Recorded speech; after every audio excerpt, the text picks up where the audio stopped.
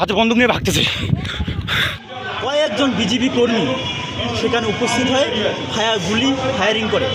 Firing করার অবস্থায় আমরা তাদেরকে আটকানোর চেষ্টা করি। কারা মারছে?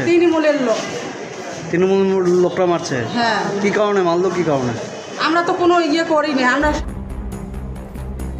নির্বাচনের ফল প্রকাশ হতেই মাথাভাঙা থেকে ডাওয়াগুড়ির সর্বত্রই তৃণমূল কর্মীদের উপর হামলা চালানোর অভিযোগ উঠছে। বিজেপির বিরুদ্ধে আজ সকালে ডাওয়াগুড়ি এলাকায় 3 জন তৃণমূল কর্মীর উপর প্রকাশ্যে ধারালো অস্ত্র এবং আগ্নেয়াস্ত্র হাতে হামলা চালায় বিজেপি। তৃণমূল কর্মীরা বাধা দিতে আসলে বিজেপি কর্মীদের তরফ থেকে গুলি চালানো হয়, যদিও গুলিতে কেউ আহত হয়নি। তবে ধারালো অস্ত্রের আঘাতে আহত হয় 3 জন তৃণমূল কর্মী। পাশাপাশি মাথাভাঙার ফুলবাড়িতেও তৃণমূল কর্মীদের মারধরের অভিযোগ উঠেছে। আহতদের কোচবিহার এমজেএন মেডিকেল কলেজ এবং হাসপাতালে ভর্তি করা হয়েছে। বুধবার সকালে এমজেএন মেডিকেল কলেজ অ্যান্ড হাসপাতালে আহত তৃণমূল কর্মীদের দেখতে যান তৃণমূলের বিজয়ী সাংসদ জগদীশ চন্দ্র বর্মা বসুনিয়া, তৃণমূলের জেলা সভাপতি অভিজিৎ দেব ভৌমিক ও পৌরসভার চেয়ারম্যান রবীন্দ্রনাথের সহ অন্যান্যরা।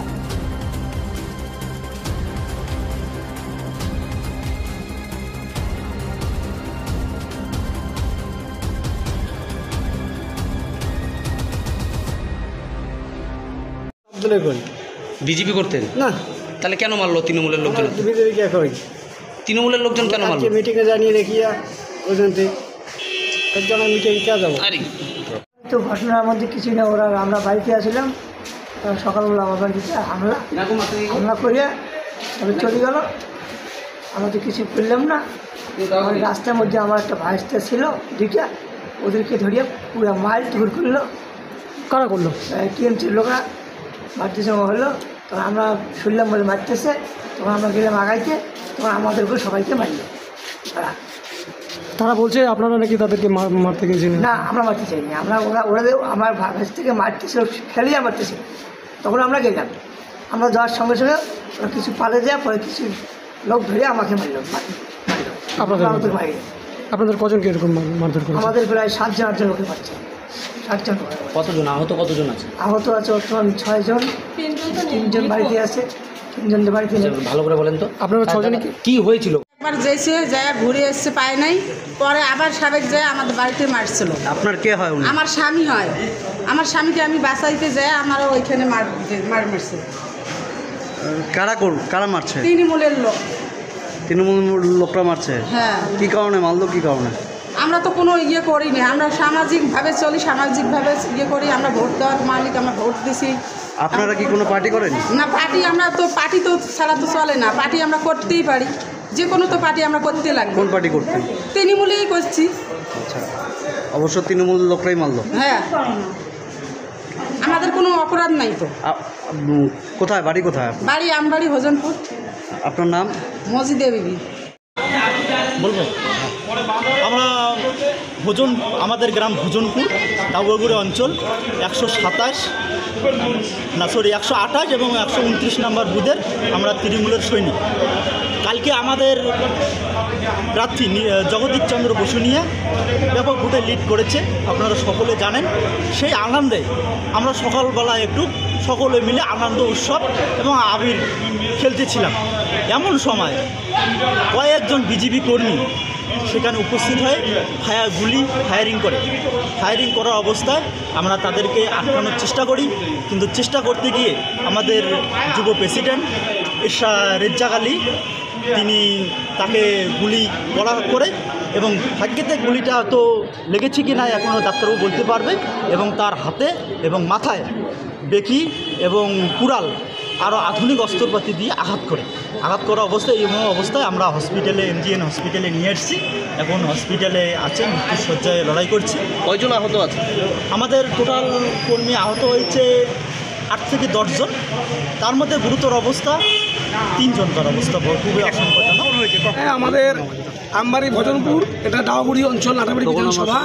সেখানে আমাদের পার্টি কর্মী রেজ্জাক মিয়া, তাকে এবং তার পরিবারের তার দাদাকে সেখানে রিভলভার নিয়ে অ্যাটাক করা হয়েছে এবং তাকে গ্রিভিয়াসলি ইনজিওর করা হয়েছে।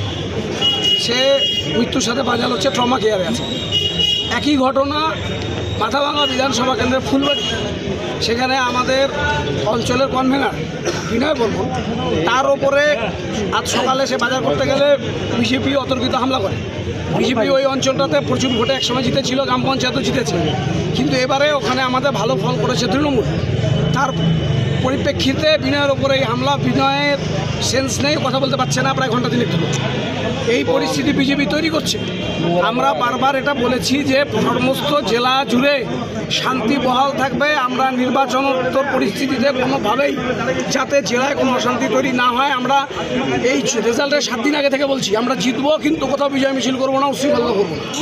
আমাদের কর্মীরা আমাদের নির্দেশকে মান্যতা দিয়ে কোথাও কোনো বিজয় মিছিল কিছু হচ্ছে না। বিজেপি ইচ্ছাকৃতভাবে উশৃঙ্খলতা তৈরি করছে। প্রশাসনকে বলবো খুব সজাগ থাকুন, ইমিডিয়েটলি ব্যবস্থা নিন।